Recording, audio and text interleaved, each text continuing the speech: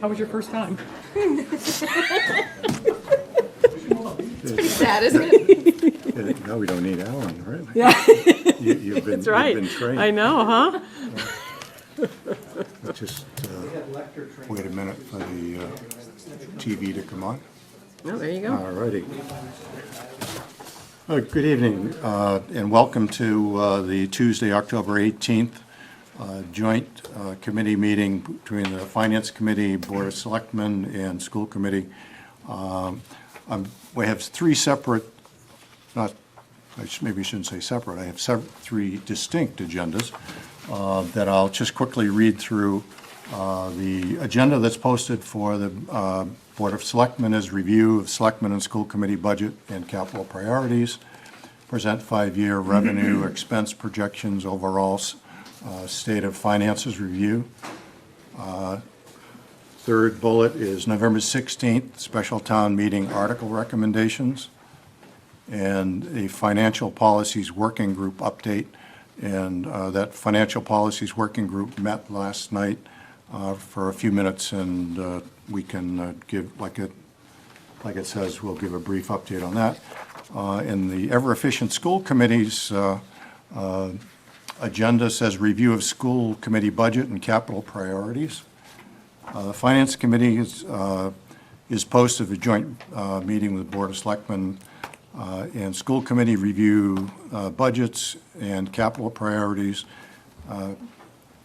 present five-year revenue expense projections, look at the November 16th, 2016 special town meeting article recommendations. If we have any at this point, we've already voted some, but I'm not sure we have any more to do tonight. And then again, the fiscal policies working group update, and then the standard agenda items that the Fincom has at all our meeting: member updates, minutes, and the ever-popular motion to adjourn. I have had a request by a couple people to add a standing agenda item for public input, and I will do that on all future Fincom agenda. But to be perfectly frank, I can't remember when the last time we had a public here. But we certainly do tonight, and we'll do our best to recognize them as any issues come up. So, Mr. Chairman, could you have the Board of Selectmen call to order? We have a quorum of selectmen. congratulations, we don't. You don't, so Right. there's no meeting. So you could have Well, the it, selectmen be meeting, and then you could be attending their meeting. Oh, interesting. well, the only reason for that is if we're going to vote on anything, right? But go ahead, that's fine. Please. Call to order. You're in session, okay. With a quorum. Good. So you guys want to come up here and run the show? No. Just if anyone asked, was it a legal meeting, it was, because it was a selectmen. I'm sitting on Gary's lap. Great, thank you for showing. We have one member in West Virginia, one in Italy, and one, I'm sure, at the alumni field meeting tonight. So that's where our other members are. So with no further ado, ask Bonnie to give us the review of the budget status as we understand it at this point, and then open it to any comments from the three boards. Can you just get this going? You got this thing working tonight? I do. I came through and did a dry run, so it was. Put on your best shoelaces for us, huh, Jim? Of course I did, just for you, Betsy. Okay, so what I wanted to do this evening is give kind of an update of what the fiscal 2018 budget is starting to look like at this early phase, and then the next five-year overview. I would caution, that in looking out more than, 3 years, your projections are pretty rough in municipal finance. I actually was a little bit nervous about kind of putting this slide in and saying, years 4 and 5 are very, loose and fuzzy a little bit, but I actually heard the same comment made at a conference that I was at today for IT services. They said, really, once you get past year 3, You know, you don't know what developments are in the pipeline. You don't know what subdivisions are going to come on, changing your levy capacity. You don't know what changes in your levy, what commercial, industrial stuff is coming on. So I would caution, we're doing a 5-year projection here, just to kind of see what's in play. But years 1 through 3 are the better ones to really be focusing on. The other thing that we've said at this meeting before, and that we heard, several of us were at the, it's been a fun Saturday with the other state Fincoms. It's a fun crowd, but what the president of the Massachusetts Taxpayers Foundation was a keynote speaker. And one of her messages was, when she's talking to the state about what they need to do, is that we've been in economic recovery now for 8 years. And so any of us who've been around long enough to know there's probably a correction going to come too. So that also has to be factored into long-term projections. It's not all good news all the time. So with that, you know, we do have a 5-year projection schedule here. Years 4 and 5 are less reliable than years 1, 2, and 3. But within that 5-year projection, we are adhering to the adopted financial policies for reserves, and those are all included in the assumptions. So for fiscal 2018, I'll focus on that first. Recurring revenue increase, which is levy increase, local aid, or local receipts.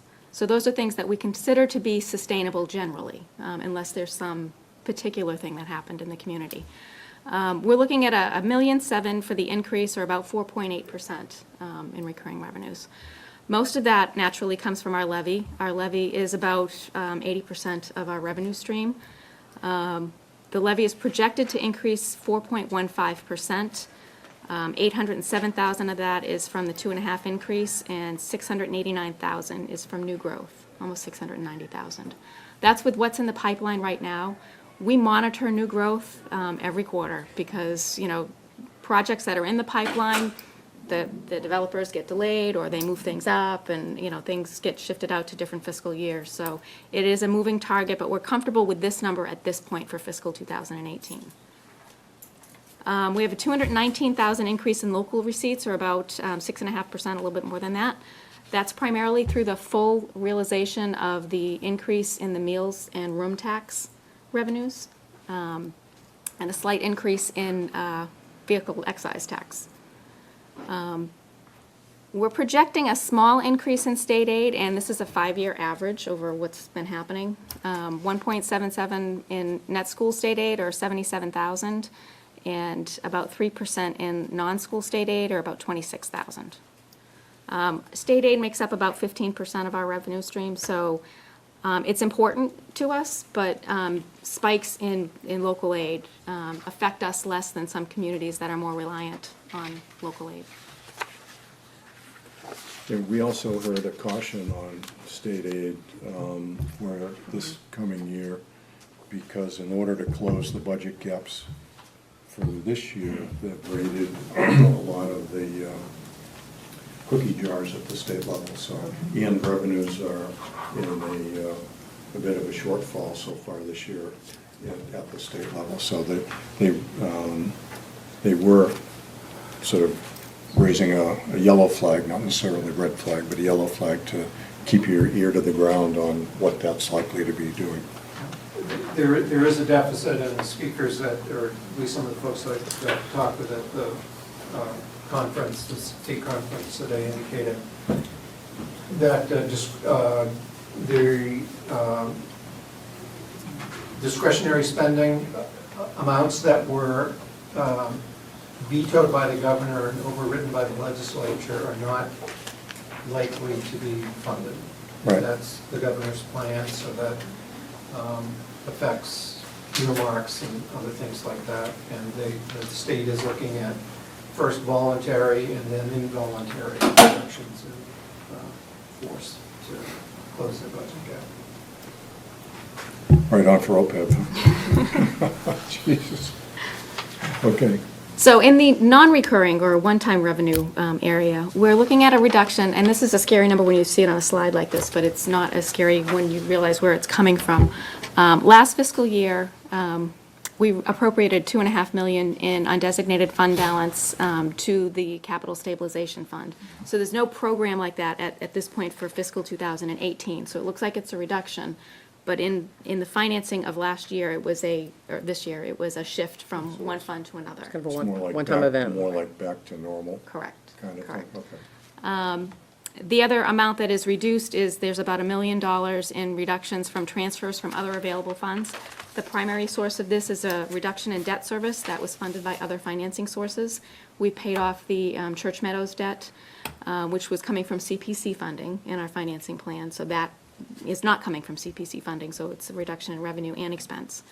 And there was $600,000 in capital funding, or the capital account for roadway improvements, which we were using to pay down the ban that we issued for New Estate Road. So that happened this year too. It was an accumulation that we built up to pay down the ban. So, again, one-time funding. So that was a it's- planned event? Correct. Yep. So what does that look like? Basically, it looks like our spending plan, and I apologize, the slide is a little small. The spending plan, as spoken to here, would reduce the revenue streams available by 3.73%. But again, that's primarily through the one-time reductions. Our levy increase is pretty good, and our local receipts increase is also solid. So expenditures. If we take our plan today and kind of roll it over and see what happens without all of the detail information yet, I wanted to see what it looks like, and we do this exercise every year. So there are assumptions built into that. The town operating budget would increase by $340,000 or 4.76%. That's on the assumption of any steps that are due and a 2% COLA that's built into the budget with the collective bargaining agreements and the bylaw employees. The bylaw agreements are already authorized and signed for 2018, so that incorporates that 2%. There's a school appropriation increase of $720,000 or 4%, but I would caution that the collective bargaining agreement expires in 2017, or fiscal 2017, so that will need to be incorporated into the 2018 budget. But for this exercise, to just kind of see what might the budget look like, that's the assumption used. Excuse me, has bargaining begun, or have you? I think we received a letter from the LEA requesting that we enter negotiations. We established a negotiation team, subcommittee Okay. there, but I don't think they've met yet Okay. with the So, bargaining unit. so the fuse has been lit? The fuse has been lit, right? Okay. Is the 4% in the CBA, is that annually, does that happen every year? No, that's just kind of an average of what's been It is. happening the last. Fred? Yep. Just because the three boards are here, and if the school committee is going to begin negotiations for collective bargaining, one of the things that we did in the last round 3 years ago is that the three boards met, the big three, met in joint session, in executive session on collective bargaining strategy, and I'd advise that we do that soon, Okay. this fall. Just so we're on the same page. Yeah, no, I'll Yeah. pass that Yeah. on to Mike. Okay, thanks. So because they are heading into negotiation, should they set that up? I would think so. Sure. I mean, Yes. So, I mean, ask Mike to set up the meeting, And we'll come. and if it's, Technical school assessments, which is the Neshoba Tech School. We have a $52,000 increase just budgeted. It's 10%. It's about 5 students. It's not a tremendous, student population increase, but it's just a, and so that must mean we're done with Minuteman? yes. Great. Yes, we are. Okay. Doesn't mean we won't get another one, but we don't have one now. That was expensive. Yeah, it was. Other charges, which includes facility, infrastructure, and roadway improvements, increases by $91,000 or 3.42%. That's just the increase that we normally program for roadway and any infrastructure. And retiree and employee benefits increase of $834,000. This covers both the town and the school. It's an average of 11.57% increase. I think it's, a good number to start with, based on the health insurance and the retirement and all of the other fringe benefits. Last year, we had an increase of about 12% for health insurance premiums, so hopefully our experience is better this year and we can mitigate that. But the Insurance Advisory Committee is already starting their work to kind of go through the plan, design and everything. Debt service, again, I mentioned before, the debt service is showing a decrease of 762,000, but that's as a direct result of revenues that have disappeared. So it's not flowing into the operating budget. We don't allow retired debt to go back to the operating budget as a policy, but particularly the revenue stream that backed this up has disappeared. Like 600,000 for capital for the roadway and 142 for Church Meadows. So what does that look like?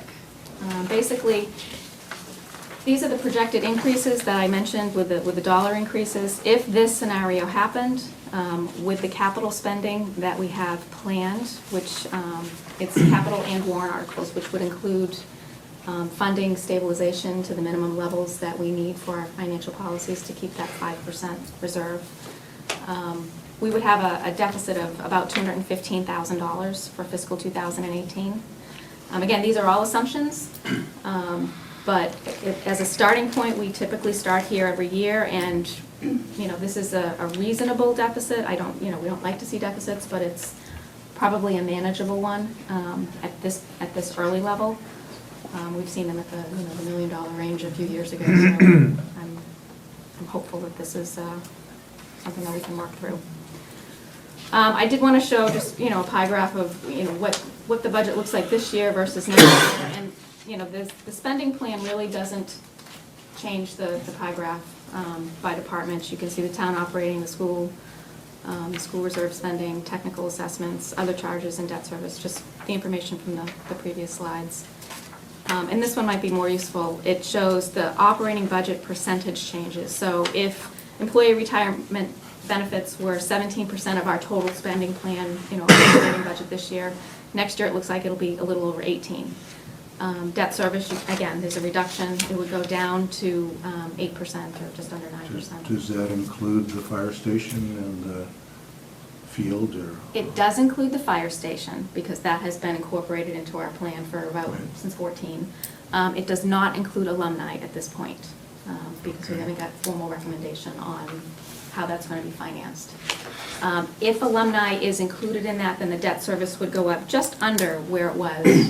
It'd be pretty close to the 10. It'd be plus. close, but under. It would be under, but, Okay. yep. Other charges, relatively flat. Most of these are relatively flat. There's a slight increase in the school appropriation and a slight increase in the total town operating budgets. Other assumptions that we have in this plan. We're meeting our contractually obligated, COLAs and steps. We are including the debt service for the fire station project, but not the alumni financing, as I mentioned. The capital budget for facilities, equipment, and information tech is set for the following fiscal years, fiscal 2018 at just over $2.4 million. And just as a contrast, in the capital plan that we had last year, we did a 10-year, request out. We do this every year. There's about $5.25 million in requests for next year. And there are some big ticket items. There's about $4.3 million in requested items, plus there's about $956,000 that wasn't funded this year that is going to be reshuffled somehow in the next plan. Okay, and if and when alumni comes through, you'd run some numbers? Yeah, I wanted to go through the memo that I had done with the projections I'll on wait that when we that. go I to was the just curious warrant. what impact that has on Yep. Q4. Yeah, I have all that. So in 19, it would go up to 2.5 million. We have 2.6 in that particular year right now. 2020 is when the full fire station debt would hit. We're issuing it in 19 and placing it, making the first payment. That's the bonding. That's the bonding. So that's the first year. So you see the capital spending go down to the $1.9 million to accommodate the alumni debt that we had originally programmed. Also, in that year, the requested amount is $1.3 million. The facility study, recommendation when they did their 20-year financing, they had some years that had, $2.5 million, $3 million. They had one particular year that had only $77,000 recommended for facilities maintenance. Now, we know that we haven't been funding the previous year, so I'm fully confident that it'll be more than the 77. I just don't know what Okay, number. But that's the dynamic that drove you to that number. Correct. Okay. And then in 2021 and 2022, we have 2 million programmed, and you can see 3.5, almost, and 1.5 million in requests today. Assumptions, again, going out in future fiscal years on increases. In the property tax levy, you can see we have just over 4% in 2019, 3.2 in 2020, just under 3% in '21, and just over 3% in '22.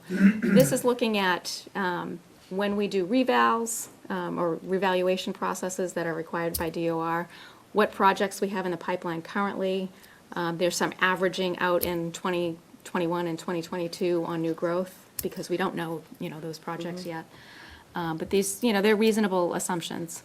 They also include the paydowns on the excluded debt. So we have an amount of excluded debt that gets, reduced each year as we make payments.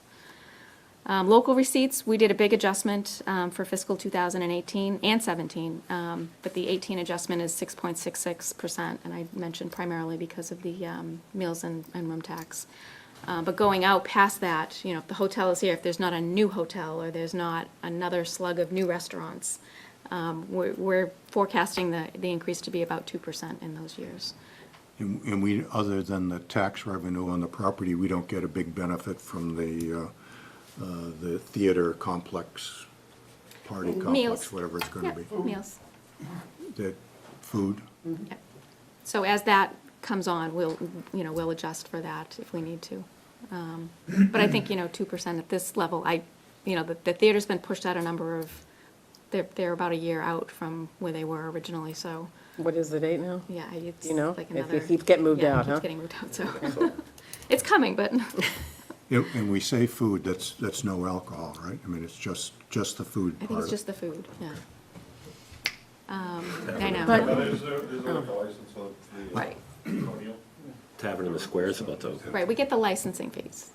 Yeah, but, okay. State aid, we're looking at 2%. That is about our 5-year average. I went through the financials today and just kind of checked everything, and it's about the average that we've been getting. Okay. Other available funds, again, this is just revolving funds or CPC funds that might be available to pay debt service.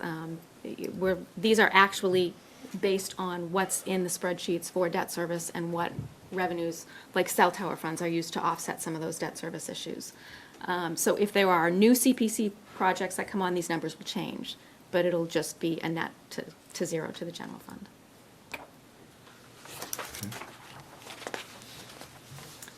So, excuse me, so did you plug in either of the pieces of land that CPC will be reviewing, or not yet? No, not until they're approved. We don't put them in until they're, Okay. All right. the plan is accepted. So with that, on the expenditure changes, we're looking at operating budget increases of around, 3, just under 3% from 2019 to 2022. Because we have no collective bargaining agreements on the town side beyond 2018, we're just using the steps. There's no COLAs programmed. So this will likely change, but it's what we're using right now. The school appropriation increase at 3.25, which is 3% is the 3-year average, 3.5 is the 4-year average. I kind of picked in the middle there. School reserve spending, we kept it at 0 with the exception of 19. I had reduced it back down to the $1,250,000 that had been used previously because I'm not sure, what the sustainability of that increase in circuit breaker funding that was received, recently, if that's sustainable or not. So I kind of reset it down to the $1,250,000 level that it was before, and then went forward with that. Technical school spending, we kind of increased it by about 5 students, just to be safe. This could vary wildly, depending on enrollment.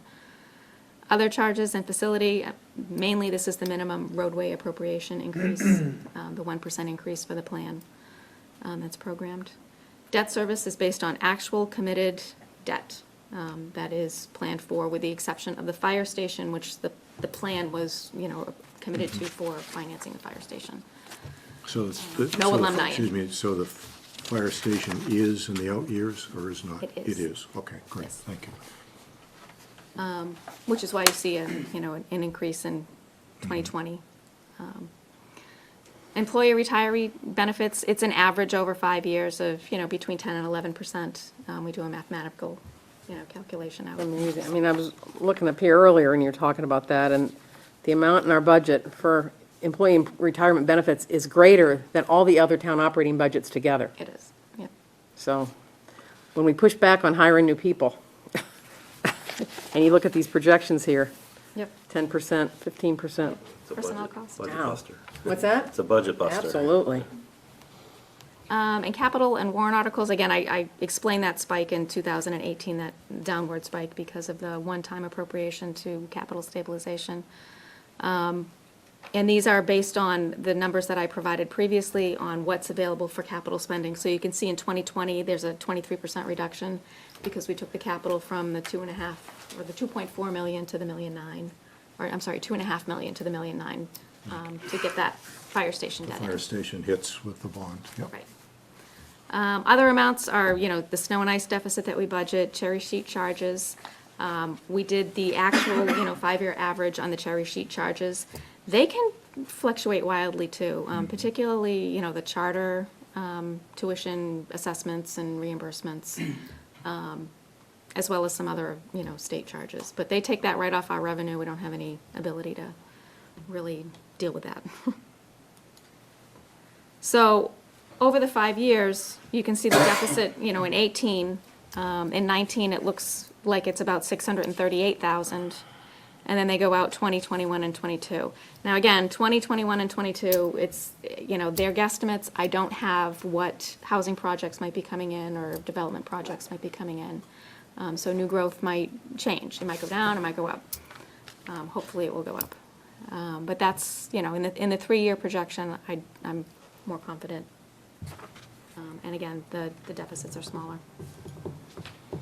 The variables that we have in play, state aid for both the town and the school, projected with the 2%. We know that the projections for this fiscal year are a little bit dismal, and so it might be likely to see any increases programmed for next year. Sometimes they give us what the cherry sheet is supposed to be, particularly the assessments, and they're almost always different than what they tell us they are going to be. So I just caution that. New growth is projected at 689,000 in 18 and 648,000 in 19, based on what we have in the pipeline. There might be changes, additional projects might come in. How much of that is residential versus basically the point is the only other big one, right? Yeah, there's a large part for the point because of the theater that hasn't been, put into play yet. The restaurant for the tavern is coming on. We might be able to capture some of that In 17 or 18? in 18. In 18, In okay. 18. So that'll be a big one, if it's completely online for January, which we're hoping.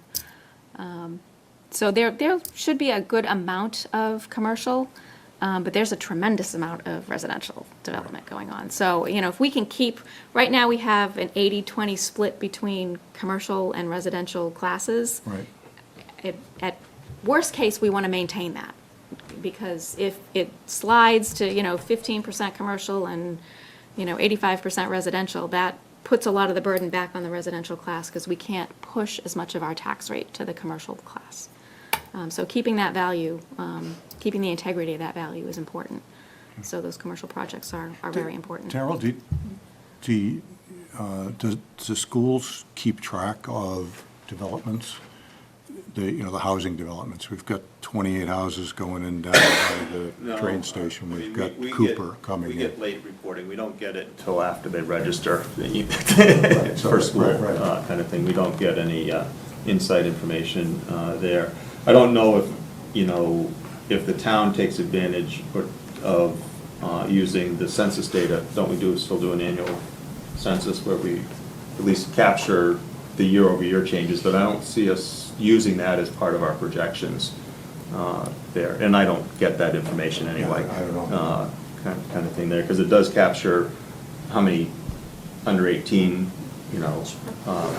people are moving into town, which we don't seem to have that number anywhere on it.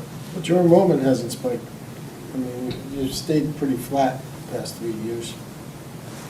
Yeah, we saw an increase this year Right. as more of 15 Great Road came online. And then I can tell based on the 19 houses built across from me that there's a lot of younger kids there. So the key is we don't know how all of those come age in versus our existing ones age out, type of thing there.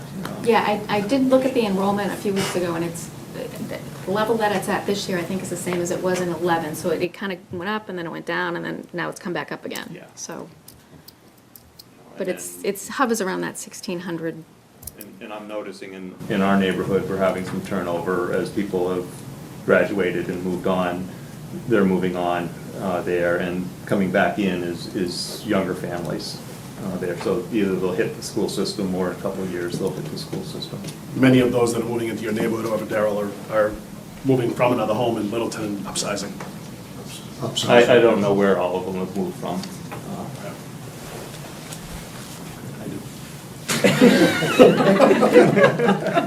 Coming out of If I was still in school committee, I could answer that question for you, Fred. We are going through the new growth projections now, because we need to get the information into the state site for our tax classification hearing, the end of November, the beginning of December. So the next meeting, I'm hoping to have a detailed analysis of what's making up the new growth, because I'm kind of curious to see that myself. So Kathy's been working on that the last few weeks, so the next meeting, I'll give you that. One of these days, we're going to fill the schools, right? Again, the local receipts projection. I mean, we had a discussion about that. We haven't done a full capacity analysis there, but generally we view it as we're about a 1,600, maybe 1,650, size district, and that's about what we're running here. So if we start seeing increases. Major influx, right? What's going to affect it, and I've talked about it before, is currently I think we offer about 65 choice slots. For the growth, we're going to have to curb those slots off to shift back to in-district students, which will cut school choice in money, Right. which we're also using to supplement the budget. Right. We talked about the other changes here, expenditure Get variables. up at the edge of town. The Neshoba Tech Assessment, so that 52,000 could, change by the number of students. We've been fortunate, we haven't had a high enrollment in the tech. We have a great school system here, and people seem to stay here. I would say that the tech assessment is the cheapest tech assessment in the state. Right. It's the biggest bang for your buck, but it is still, a cost to the community, so it's managed well. The retiree benefits, employee retiree, I spelled employee there wrong, sorry. Another typo. That we need to go through and figure out our enrollment. We've been managing the enrollment in the health insurance better now than a few years ago. We saw a tremendous spike about 5 years ago with people coming onto the plan, and a lot of them were being forced off from other employers, saying, oh, if your spouse can get insurance at, the town, then you need to go get it there. That seems to have leveled off at this point, so that's why the projections are about 10% now instead of the 15% that you saw years ago. Again, debt service for alumni is not included, and would, likely impact the capital spending at some level if we couldn't recover those funds from another funding source.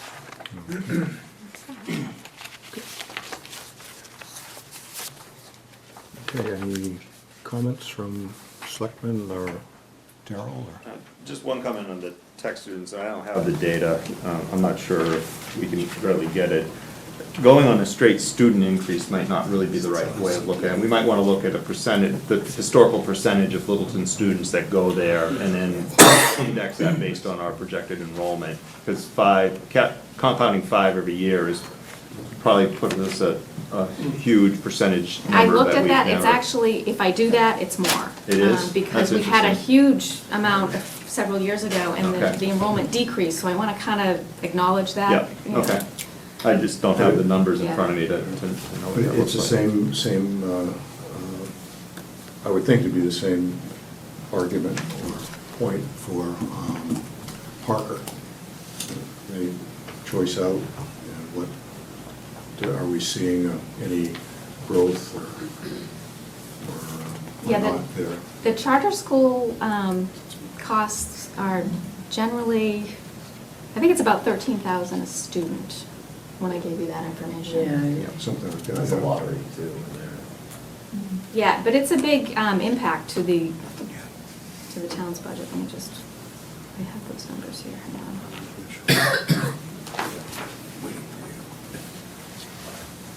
Again, if that's staying relatively stable or we see a spike in that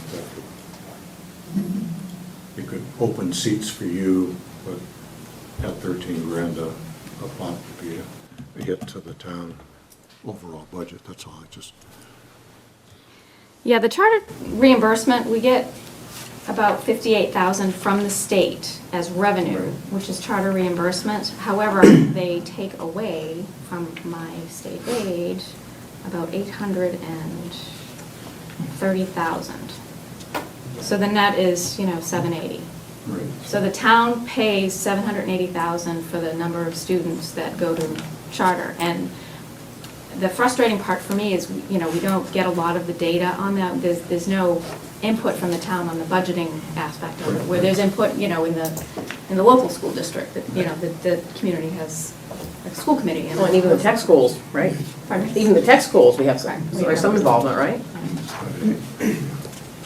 But, those charges come through and they take it off of my revenue. Take it off the So top. I just have no, Okay, just something to keep track of. yeah, and that has been increasing, just in fiscal 12, it was, 679,000 for the charge, and now it's 830, so it's, it's an increase every year.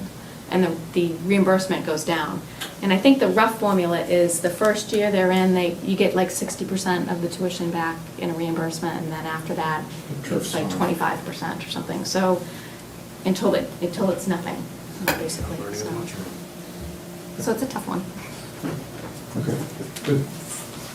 Okay, anything from Selectmen on this? Just a quick comment on something we discussed last night in the FY19 deficit there, about 200K. The ways to cover that would be potentially maybe surplus in snow and ice or general funds. We don't use one-time funds to balance the budget. So really what we need to do is work on new growth projections, work on paring the budget down, figuring out what our actual benefit costs are going to be with the enrollment figures. But we do not balance the budget under our policies with one-time revenues. So, and we haven't for probably 8 or... Right. Just a question relative to the $780,000. Are you coming up with that 13,000 number based on that 780? Is it just the 60 students? 60 times 13,000? 58, I think, or something, isn't it? I don't remember the numbers. 58 or 59, yeah. I did get, Steve Mark was very Yeah, helpful. 58 was the number Yeah. that we had at the meeting the other night. I was So around. that number's kind of stayed the same as well over the past few years. I don't know, I didn't do the Pretty- analysis pretty going static. back because, the reimbursements were probably different. It Yeah. depends on what year they're in. Yeah. you know. So it about washes with the number of kids we're choicing in. There's 58 out and 60 some odd in. Yeah, except that the No, we don't. It's- the we don't- money out we is don't way get- higher Oh, than the no, money the money. in. We don't But get the head count. 13,000 in. No, Yeah. no, no. When the choice in That's fine, is, yeah. right. Yeah, What effect 5,000. will question number 2 have in that too? I'm sorry. What effect will question number 2 in the ballot have in that? Right. Or choice? Over time. Yep. Good. Okay, Do you want me to go through the alumni? There's a question in the basket. yeah, just, Okay. anything else to Selectmen or Darrell? Go ahead. I was, if you guys were done, one of it is because it's not a school committee thing, I wanted to wait till the selectmen finish. On the capital there, you have the plan and then you have kind of the base, but you show the base kind of going down. Is that really a realistic expectation? For the capital plan? Yeah. Yes, it is, absolutely. No, I mean, in terms of the plan versus what reality says, is we're going to continue to reduce the amount available for capital. I guess, So in given this- that there's going to be escalation in costs over the next 5 years, so what you're talking about is substantial reduction in funds Available. for actually capital. available to do a capital project. Is Correct. that, I know that's what the numbers say, but is that really what our plan should be? That was the plan that was planned for back in 2012 or 13 when we started talking about the fire station. At that point, we were spending, a very low amount on capital. And since then, we've been grabbing all that debt service as it retires and using it just to fund capital. So now we're spending about $2.5 million a year on capital between what we've accumulated in debt service reductions or retirements and about $1.1 million in undesignated fund balance that gets regenerated every year. So the plan was, where can we fit the fire station debt in and have it a manageable impact to capital? And at that point, it was 2020.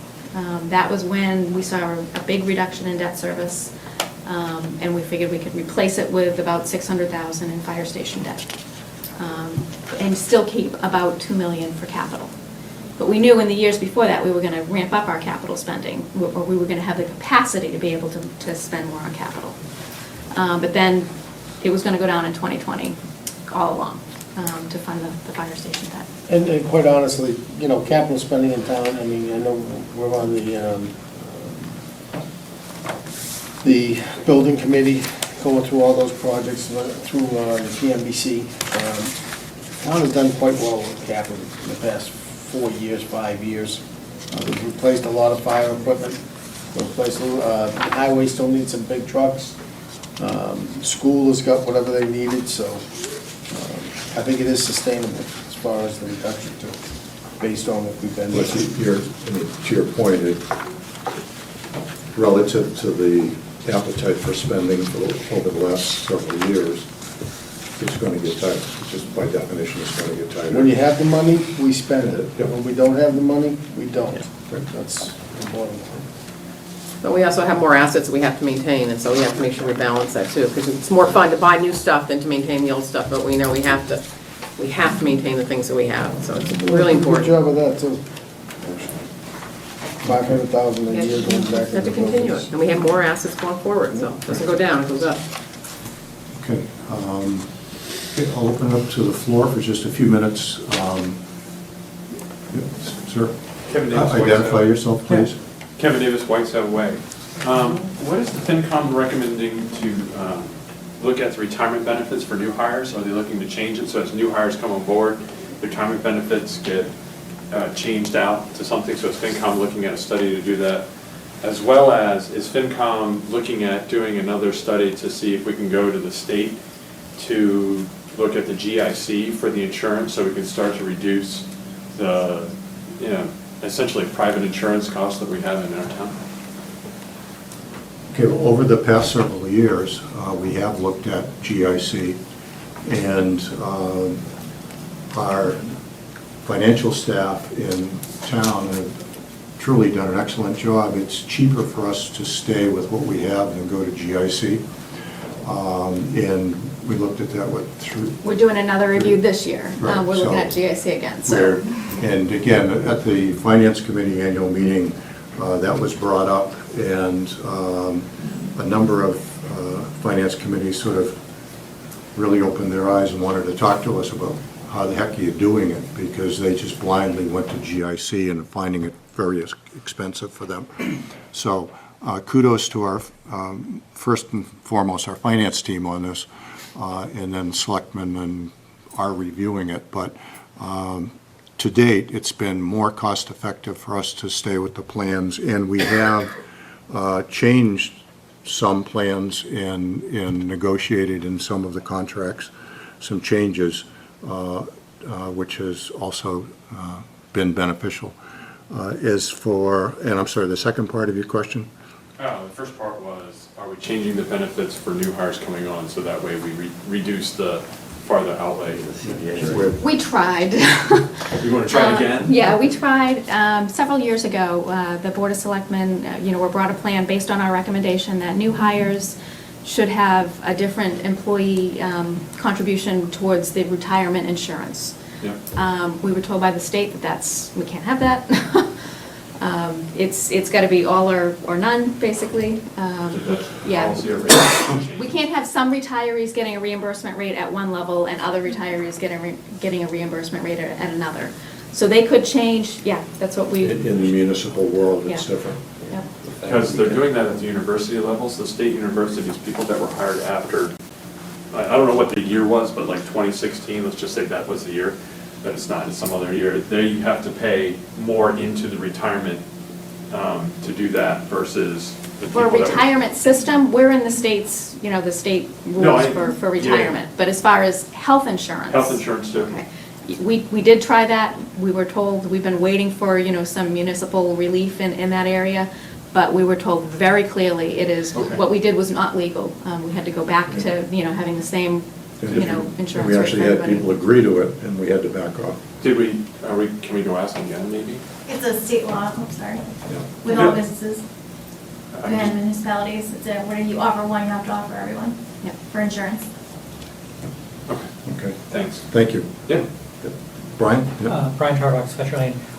I know we always like to talk about areas we want to decrease, but one area that I thought. Can you speak up a little bit? I'm sorry. One area that I think we ought to increase, and I was hoping to hear was increased funding for field maintenance, because whatever happens to alumni, I think we all agree we want to do a better job of taking care of our fields. I mean, when I've asked, I've been told that we believe we're underfunding field maintenance by about $50K a year. So I was just wondering whether that could be built into the projections that we spend more on our existing and possibly new fields so that we maintain them. In this budget go-around, we're gonna try and cull out the field maintenance budgets separate, just so that it presents a little bit more clearly in the budget display that we do. So that people can see the amount that we spend, and then if it needs to be increased, it's clear that that's what it can be spent on. And it has to, actually, the recommendation last year at town meeting was stronger than that, is that there is somebody's responsible for that budget. We have more ownership and accountability for that budget. So it is going to be broken out? Yes. Yeah, that's the plan at this point. Excellent. I'll point out I suggested that idea. Thank you. If I could just address some of the field maintenance. The Board of Selectmen, Park and Rec, Highway Department, and schools have begun to talk about the memorandum of understanding, and some of the hurdles that we've had in the past have been that there's 3 or 4 different entities that are managing our fields. 95% of our fields are on school property, so the schools are involved. Park and Rec manages the scheduling and the revenue collection from youth sports. The schools clearly need to use the fields for interscholastic sports, and the Board of Selectmen oversees the Highway Department. So there's a lot of different silos, and so Ivan Bagasic and I and Alicia from Park and Rec spoke with Mike Fontanella and have a meeting set up with Kelly Clenchy to try to start reworking the memorandum of understanding and establish a better understanding of care, custody, and control of the fields. With that, there would be budget involved, and in the assumption that alumni does pass, there would be a pretty substantial impact on the fields that exist now that would be offset if alumni were to go to a synthetic surface, because a lot of the current use would end up, the capacity would end up going on to the synthetic But surface. alumni, assuming alumni is turf, it comes with its own set of maintenance issues that need Far to less than the be existing, taken care of. far less so- than the existing facility. But that's okay, but I mean, it's different. Yeah. You're not going to go out and mow it, hopefully. But I think that, I would hope that the group that's putting this together puts a unified plan together and has it in a presentable format for town meeting. Because I, for one, would hate to go to town meeting without that, with everybody in lockstep on what we're doing for maintenance after the way we were chastised last time around for not doing a good job on the fields. So regardless to be of clear, what we do and who plays on what field or whatever, but I really think that it needs to be wrestled to the ground, Chuck. okay, I agree with a lot of what you're saying, but to be clear, the alumni field renovation is to renovate alumni. To tie that in with the maintenance of all fields, that's not what the alumni That's field not what renovation. your group was chartered with. Yes, it is. But what I mean, I don't know what you guys heard, but I heard at town meeting, pretty clear message that people wanted their fields taken care of, whether it's alumni field or jet field or the fields up by the high school that Maynard refused to play on. And that is being addressed through, one of the other articles that's on the warrant is an assessment study of all the fields. So that is being addressed. Okay, but But I would they're expect. two separate entities. And that's fine, I'm not suggesting, and I'm actually stating that it is not the charter of your committee or whatever, alumni field committee or whatever it's called, to do that, but it is in fact a need for the town to take care of the fields or not, and tell the people that we are or we're not, that's all. And as a result of that, the Board of Selectmen set as one of its goals for this year, the fields as a whole. Right. Myself and Paul Glavy are the two champions of Right? the fields in addressing field maintenance and field use, and again, care, custody, and control, because that's, it kind of all starts there. Great. Should we ask if Fincom would be part of that group that's getting together, that's setting this thing up? Because I mean, we have a very strong vested in this, very strong stake in it. You know, we're talking about adding a budget for maintenance, correct? Is that I think the assessment has to be done after the first. assessment? Right. The assessment has to be done first. I mean, there's other, That's step one, and then after that, I think, there can be discussion about putting a committee together for. I know, this week in talking with Acton Boxborough Finance Committee members, I was curious to see how they maintain, where are they getting their funding stream? And he was very clear that the field pays for itself by rentals. And I don't even know if that has even been looked at by, this group, but that's something that definitely should be looked at as a fund stream to maintain itself. When we're talking about at least a synthetic surface, if that's where you're going. But the rest of the fields, it might not fall under that. So we're gonna have to really look at. And the other watch-out that came up, and I don't know whether it's been discussed in your group or not, was within 3 years of the time they put in, their turf field in Acton, they ended up having to put in practice fields because you can't practice on mud if you're going to play on turf. And, that was the view, if you will, of the fellow from the Finance Committee in Acton that we happened to have lunch with. And he was ranting and raving about that. So I don't know whether there's another one coming down the line because you can't, that's the next domino that's going to fall or not, but whatever. But that's what we heard at. Yeah, I can actually speak to that because Boston College, they practice on grass all season and they play on turf. So, And yeah, that that, would be ideal to practice on the same surface that you're playing on, but Okay, that's fine. I just a heads up. I mean, a year from now or 2 years from now, we're going to get another opportunity here. well, if you're in charge of that committee, you got my support, Fred. Well, at the rate we're spending in capital, we don't have any money left. Okay, just got Brian, and then we'll come around the horn to you. Just when I hear the memorandum of understanding, I just get a little nervous, because when I wrote about 6 months ago to all the various boards about trying to get a budget item, the goal was, right now, there's no way at town meeting for anyone to stand up and say, gosh, I want us to spend an extra 10K on field maintenance, because it's buried, there's no way to do that. The goal that I was trying to push, and I think you're going in that direction, is for there to be an actual budget line item, so that at town meeting, citizens can vote it, increased or decreased. However, I mean, in the end, I think it's highway that does most of the work. So I don't care about alumni, turf, whatever, but I want it to be such that at town meeting, we the citizens can say, I want more maintenance, and I adjust this line item up, and the moderator lets us do that. That's all I'm trying to get to. Okay, we take it. Excuse me, sir? Yes, Brett Boner, Colbert Lane.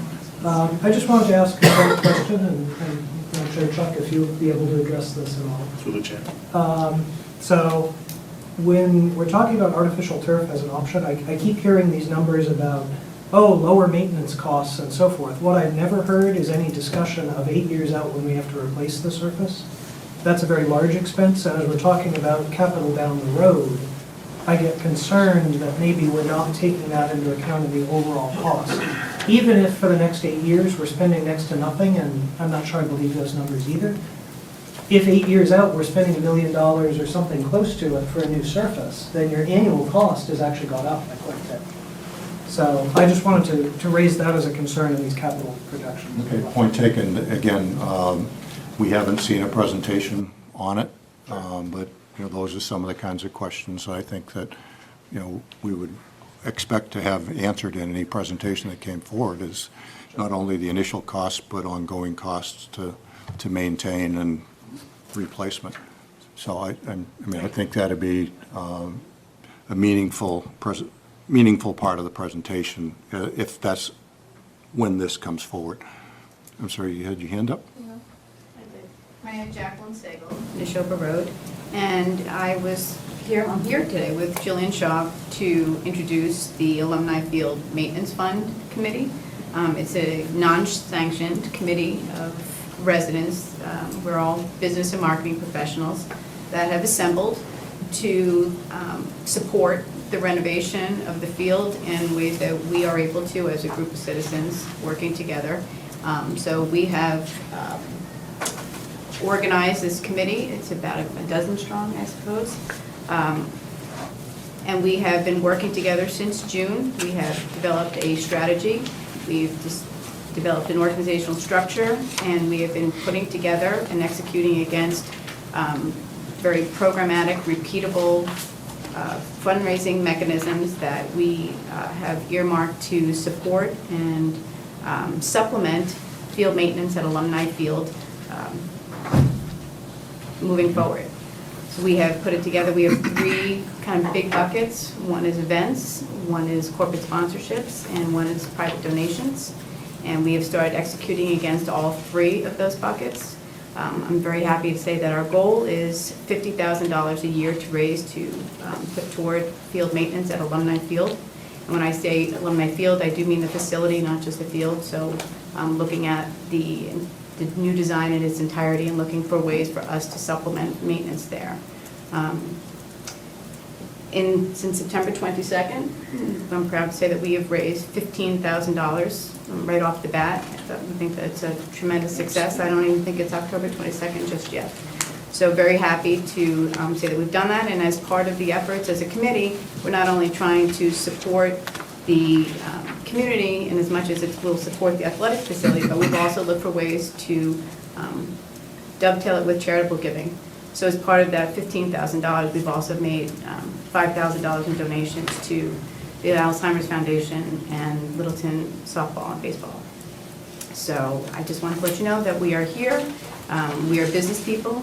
We have already started having introductory meetings with corporate sponsors. In fact, we had 6 corporate sponsors at our 100 Good Men event that was attended by 130 men locally. We are educating ourselves because we have 2 private donors that are interested in working with us, and we need to understand the legalities of accepting significant donations, so we are also doing this. We've met with the school committee, we have met with the superintendent of schools, and we have received buy-in in the draft strategy for providing corporate sponsor monies to the maintenance fund via different levels of sponsorship at the field. I think we should change your charter to build a football field. Sounds like you've got your act together. Sounds great. Thank you. This is great work, by the way. I appreciate the presentation that you provide us. This is, put a lot of work into this, and it's going to definitely help, if nothing else. But to ease that, I do agree with Mr. Tarma. We would like to see something in our budget that would, help offset all of your work, hopefully. But this is fantastic. And I think that, and thank you, and I appreciate that. This is, we want to make sure that we're clear. There's a couple of rumors going around that, one, that there's no maintenance budget for Alumni Field, which is just simply silly. So we've been asking, is it being taken away if this gets renovated and the synthetic gets put down? That's silly. So we know that there's a line item. We don't know what we're working toward. or with, and that's okay, because we still have this charter as an organization to raise $50,000, and we're $15,000 into it in less than 30 days. And I know there's a lot of interest right away in supporting this, but we've put programs together that are repeatable, that are charitable, and I think we've got a lot of some cool stuff. Actually, in Hopper, we've made some really nice contacts. Some of the introductions have been fantastic, and so we're very hopeful that it's going to be actually an easy goal to reach of $50,000. Okay, one more, you raised your hand a couple. Sure, I'm Jillian Shaw, I'm Sleigh Ride Lane. I think it's just important too to point out that although this does include 2 fields, this really is a community facility that we're building here. If you think about the amount of people that are will be affected by this facility, from the youngest to the World Cup Kiwi to graduations to Russell Street Picnic on it, it really does encompass of all the facilities that we have in town. This one probably covers the biggest gamut. It goes from the youngest to the oldest, and it affects them all. We want it to be this safe facility that the entire community, as well as any community that we host that comes, their families, we want to be able to, everybody to be able to enjoy this facility. It really is almost like an outdoor community center that we're building, and not just 2 fields. And one last point, when you were talking about other towns coming in, we've also, are working and speaking with the athletic director to look at scheduling, look what the opportunity would be for us to also support an outreach to get the thing rented, to leverage our business contacts and the people that we know around, so that we can see what we can do from a rental standpoint to increase revenue. That could be put also to offset either the replacement of that. I mean, we're not looking at replacement as a committee. We're looking simply to supplement maintenance. So just want to throw that out there as well. Thank you, appreciate it. Yeah, Chuck? Just, Mr. Blunt asked a question specifically of me, so through you to him if I could. As far as replacement costs, I mean, certainly these guys have stepped up and have focused on raising funds to maintain the field, and there are opportunities potentially with some of these corporate sponsors that would help to fund a maintenance plan. It's also our responsibility, depending upon who has the final care, custody, control to address what Mr. Tarbox brought up. Absolutely, I would love to see an increase in a line item under somebody's budget. I would assume we need to identify and fully identify who the care, custody, and control would go with. I would assume that it would be the highway department, because they are the current maintainers of fields. So I wouldn't imagine that we're going to change that. Relative to replacement costs, that is something that we need to take into account. We need to be budgeting for that from day one. To assume that it's going to need to be replaced in 8 years, the warranty on a synthetic turf product is, the baseline warranty is 8 years. Hopefully we'll negotiate to get that up to 10 years. Lincoln Sudbury, I coached the 7-on-7 league for the high school football team over at Lincoln Sudbury. They've had their field for 14 years. They don't plan on replacing it this year or next year. And frankly, I hate to throw these guys under the bus, they do no maintenance. And the field is still in decent shape. It's not pristine, it's not the same field. Like if you go over to Westford, they do some maintenance on their field. Active contracts with some outside sources for maintenance. Betsy, you've said it all along. If we protect our investments and we do put money into our investments, just like if you change the oil in your car, you can get more miles out of it. So certainly we want to protect our investment, and we're all marching toward the same goal. And I love the idea that it's an outdoor community center. I think that's a great way. I like Part of our charter also is to sustain and enhance the investment that the town is making as well. So you'll see that in the deck that we. And I think we need to, make sure that everybody's mindset is that the town is making the investment, and it is a town facility. Right. And we should manage it to the most effective use for the entire town. So I think that has to be stated right up front. And I look forward to your presentation when you come forward, Chuck. I mean, I know a lot of people are putting a hell of a lot of time into it, but it needs to be done right. So just want to chime in on one, because there's 2 parts to the maintenance. There's the recurring, just the maintenance labor and supplies. Right. What you need there, and then there's the planned capital improvement or capital replacement for the major upgrade, which is No, Capital plan, that's which, capital which plan. is, that's what I mean, it's a different pot of money Yep. in terms of the way you're doing the Right. budget projections there, because, all of the fields should probably have, a recommended annual maintenance, which is pure labor and materials, kinds of things there, which will definitely be hitting the operating budget, there, but, just as eventually, hopefully now, a few more years later, the track will have to be resurfaced again. Hopefully now that's pushed out because we just got a whole new surface put in. And then likewise, any capital maintenance on any future fields would have to be planned Absolutely. separately, differently in terms of how we're projecting it. Then that goes back to the capital, amount of capital decreasing over the next few years when we know we got these other ones that haven't hit the spreadsheets yet in terms of planning. Good point. Just to throw it in right, I just got a text that Mike Fontenot, the Alumni Field Renovation and Advisory Design, AFRAC, is meeting right now at the police station. Mike Fontenot is in the middle of a 20-year maintenance plan that he's presenting at AFRAC. So for those of us that are here, keep streaming it. He's not projecting that turf field's gonna last 20 years, though, is he, That's a Chuck? different thing, we have to be counseling for, we have to put that in the budget. But it will be available to be viewed. So for those of us that He aren't can there. figure out how to make it last 20 years. I think we'll all be happy, right? Okay.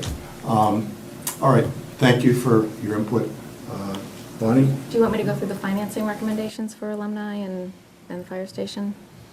The memo that I had gone over from the selectmen?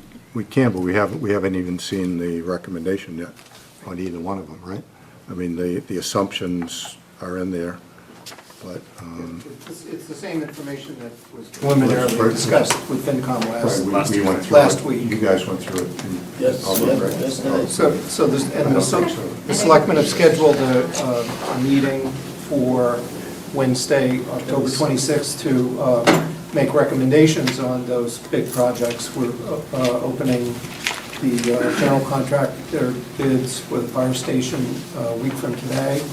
The sub-bids were open today, 75 sub-bids were open. It took two hours to open them in this room. A lot of interest in the fire station project. So when the selectmen meet on the 26th of October, they will have the benefit of seeing what the bids are and have a real number to plug in for the fire station project, and we'll also have whatever the refined final estimates are for Alumni Field from which... We won't have bids. You will not have bids. For alumni, you will not have bids. Okay, I'm not real comfortable with that, to be perfectly honest with you. Okay. I think it's a slippery slope to go to town meeting on a major capital project without having bids in hand. And I think we need to have that discussion, because I really think it is. The last time we asked the town to vote on estimates was for Russell Street. And the reason we asked them to vote on estimates was so we could get in line for the larger percent of reimbursement from the state. And we committed not to spend a dime until we came back to town meeting with bids. So that's been our practice for a number of years, not to come forward to town meeting without bids in hand for major capital projects. And $16.2 million is a lot different than $3-4 I don't know. million. Funds that have already been identified. Russell Street had a happy ending, though, because the original town meeting vote authorized 16 15 million, and we ended up spending 10 million on the project. So, yeah, So, I mean, we can't do that every time, but we did it that time. yeah. so, we can help. I would agree with you that it's not ideal. These guys have been doing this for a long time. Their cost estimators are we can do a presentation if you like and show the deltas that they've committed, the variances that they've committed. I know, speaking to the committee, we haven't really discussed it, but my feeling is that I think we're heading down a slippery slope by deviating from our practice on that. And if I was in town meeting, if I was a voter in town meeting, You are. I'd want, I'm one, and I'll stand up in town meeting and say the same thing, unless I can be convinced differently. So, and what does it mean? It means that, okay, maybe it goes to the special in May, and you start the project from May 3rd or May 4th instead of December or something like that. But at least you have the numbers that the contractors are committing to. So, okay. Anything else? I have the warrant, if you want to know what the selectmen voted on last night, for articles to support. Thank you. Thank you. Good job, ladies. Briefly go through Great it. job. I don't think that we're ready to make any recommendations on the other ones, but I. We don't have a, oh, we do now. We have You a do quorum. now. Okay, we have a quorum now. You're, You guys are set. I don't think. Thank you. Thank you. Thank you. But we've already voted on Yes, all of them that we really can, right? right. So I don't, yeah, Were 'cause we they- were waiting for money, or they weren't, things were appropriate. We were waiting for numbers, Right. right? Or, We're Did- still did waiting they- for numbers on those capital items. right? Which will affect the debt exclusion stabilization account proposal to fund. So that's Article, 4, 5, 6, and 7. 6 is the fire station, and 7 is alumni, so you can't really do any of those yet. Article 11 and 12 were from CPC, and CPC is meeting this week, so you really want to wait until that happens. The tax title properties on Narcissus Road, you guys had some questions last time about the development restriction. We've asked council to redraft that, to make that clear. We talked with the selectmen last night, and that is the intent, to restrict development. The article as worded does allow for it, but it doesn't specifically say that the development will be restricted, so. Was there any more clarification why? Why are we even doing that? Because the property owner, the abutting property owner is asking us to. So we're gonna give away tens of thousands of dollars, basically, for doing it? Well, we are, if we could sell that land. We could make it a buildable lot and sell it, right? We're gonna sell it, we're gonna auction it. Yeah. The process requires an auction. But which we make set a it- minimum bid. But you're doing it based on restrictions on it, right? Right, because we don't want it developed. Why? That's what because an abutter doesn't want it. I don't get No, it. the abutter, I think, would be pleased to have it and develop it. The Board of Selectmen is not inclined to let it go unless it cannot be developed. The Board of Selectmen's goal is not to add an additional housing unit. Based on the hundreds going up, I don't know why we would pick that one in the neighborhood. It sounds more like it's a favor to an abutter that doesn't want it developed. I don't get it. Yeah. Yeah, we looked at it last meeting and we had that exact, I mean, I think Greg brought it up. Doesn't seem fair to me, unless I heard somebody else explain something that doesn't. Well, I think, Okay. from my point of view, the person came forward and we saw an opportunity to protect a piece of land. So, didn't really see an issue with that. In a heavily built-up neighborhood, though. Yeah, so why make it even more heavily built up? Yeah, Why make the problem just- worse? yeah, I understand. But that's, but from a financial standpoint, it's hard to argue against if that was one buildable lot, the income or the profit for substantial as compared to how we're going to auction it off in pieces. I hear arguments, for and against that, right? And you have the school children argument and how much that costs, and I hear both sides of that story. So if someone came forward asking for something, I see really an issue. And that's well, when we have the reworded motion, we'll Okay. take a look at it. So those are the only ones that they took action on, but that was the only one they took action on? No, they voted to support, you have a warrant in here, so if you want to open the first page, I'll discuss to support. Ready? What are we looking at? First page. Yeah, So you can circle the articles that, we already did this, right? you voted yours, but I'll give you the ones that the selectmen agreed to support. And they're Articles 1, 2, 3, 8, 9, 10, 14, and 15. Okay. And the others have no action taken at this point, no recommendations made. So at the meeting on October 26th, the selectmen will be reviewing what the bids are for the fire station, you'll have what the revised cost estimates for the three capital projects, and to be paid with available funds, and to make a determination of how much can be deposited into the debt exclusion stabilization fund. In general, it looked like, as Bonnie said before, there's about $800,000 available in cash with simple majority votes from overlay surplus, and the money that we didn't need for the snow and ice deficit. That 800 probably splits about half to capital projects and half to the debt exclusion stabilization fund, the way we're looking at the numbers now. But we'll have those finalized next Wednesday night.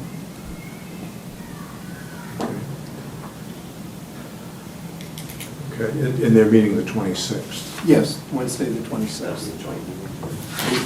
Wednesday the 26th. We will have to discuss when we want to meet. When will the bids be available, or when will you have the information? See, we normally meet on Tuesdays, that'll be, I think, the 25th. Does it make sense for us to meet together? Does it make sense to? I think it makes sense to meet together. The bids will have been open on the 25th. I don't know. Open on the 25th. Yeah, on the Tuesday, the 25th. I think it would be unrealistic to say that the architect will have synthesized those results and then given not just the construction bids, but also, the construction administration costs, the real estate rental, and all the, total project costs. I think we'll have that number for Wednesday night's meeting. And this is all to meet the publication deadline of the next day, Thursday, for getting the voter information booklet printed. And your thought is that you guys will meet at the regular time for 6:30, 6:30 yeah. or whatever it is? Any thoughts? I mean, we can, we definitely have to meet. And the main reason for meeting is to have recommendations that can go into the booklet that goes out to the voters. The rest of the year. If we have an article that we're not comfortable voting, we have right up until town meeting to vote it. But we won't have our recommendation in the meeting booklet that goes out to everybody. So, but that's really the difference between the two. So, I mean, I'd like to have us in there with our recommendations. But if we can't come to agreement on one or more of the articles, then we've still got another couple of weeks to hash it out and come to agreement. You want to just plan on meeting that same night? So it's. I mean, you're- if they're it's okay- if they're it's okay with me, agreeable. Yep. I mean, they have to agree to it too, I guess, but, Melissa? I'm sorry. Madam Chair, you're okay with that? Yeah, It would make a lot of just sense check on to with the two boards. Yeah, and Participate. if Chuck's ready with a presentation, that he makes it once, but that's fine. So let's plan on Check a to be joint. ready for You the okay with that? 26th then. Yeah. And the major reason for the meeting is, I guess you guys. Finalizing recommendations. Finalize recommendations, and then whether you want to open a second Yeah, special or not. Right, we'll have a report back on whether we're doing a TIF or not. Okay, good.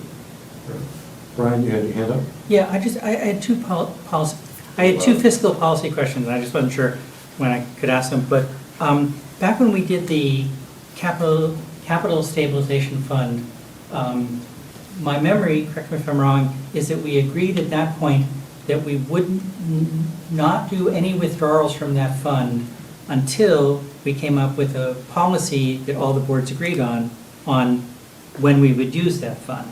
And if I'm not mistaken, I don't remember that, to be perfectly honest with you. But we do, it's in the policy, in the financial policy, right? I believe it is, yeah. I'm pretty sure you're covered on that, Brian. that we have a policy for when we would use the cap stabilization fund? What it can be used for, yes. Okay. You have a policy on the minimum amount that you put in each year and what the purposes are for which you use it. I don't think there's any rules about how you take it out. How you take it out, other than it requires a two-thirds vote. Right.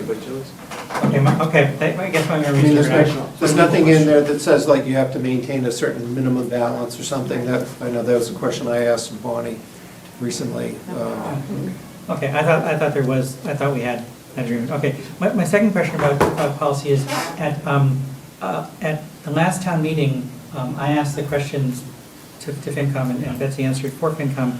I asked, would FinCom adhere to the policy that major capital projects would require a ballot vote? And at the time, I was told, yes, you would. And people, I think, voted at the town meeting, based on that good assurance. I'm just wondering, I hope that's still your position. I just wanted to check. Well, that's our voted position at this point. There is some wiggle room in the financial management policy that we hopefully will be tightening up this year that allows a way around that. So being true to the policy, it does allow some wiggle room, and that's therefore the potential use of the capital stabilization fund. And another financing scheme that Bonnie and Steve Venuti have come up with, that assuming both projects go forward will actually be less expensive to the town, to the tune of a little over $1 million, right? Yes. Over the 20-year. Over the 20-year bond. So that's By applying the stabilization fund to the fire station. to the fire station. Instead of to at a higher the percentage. Plymouth field. So, Since we're not incurring significant interest costs on Plymouth Field, where we're doing bond anticipation notes. Mr. Chair, I just put up the policy for capital exclusions and stabilization accounts. So there was language added at the last one that defined that, that it would allow withdrawals for purposes that you could issue bonds for, so not for operating expenses. The expenditure is a facility, object, or asset costing more than $5,000, and that the expenditure will have a useful life of 10 years or more for infrastructure, buildings, and parks.